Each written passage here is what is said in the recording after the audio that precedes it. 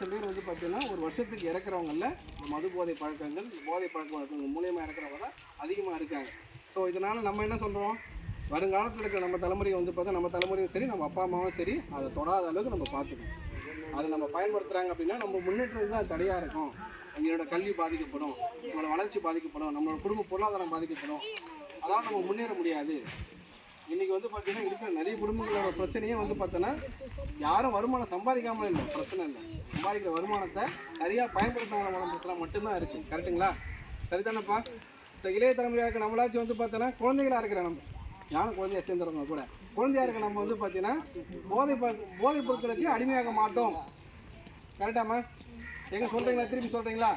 போதைப் பொருட்களை பயன்படுத்த மாட்டோம், போதைப் பொருட்களை ஆதரிக்க மாட்டோம், போதைப் பொருட்களுக்கு எதிரான விழிப்புணர்ச்சி ஏற்படுத்துவோம்.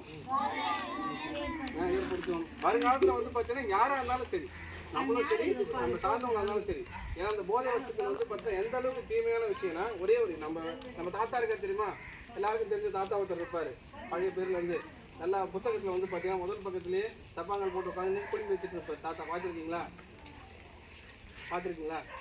யார் அந்த தாத்தா? திருவள்ளுவர் தாத்தான்னு ஒரு தாத்தா இருக்கார், பார்த்துருக்கீங்களா? திருக்குறள் பார்த்துருக்கியா? அவர் சொல்லிட்டு அவரே வந்து பார்த்தோன்னா கல்லாமை அப்படின்னு ஒரு அதிகாரமே எழுதியிருக்காரு திருக்குறளில். 97வது அதிகாரத்தில் கல்லாமை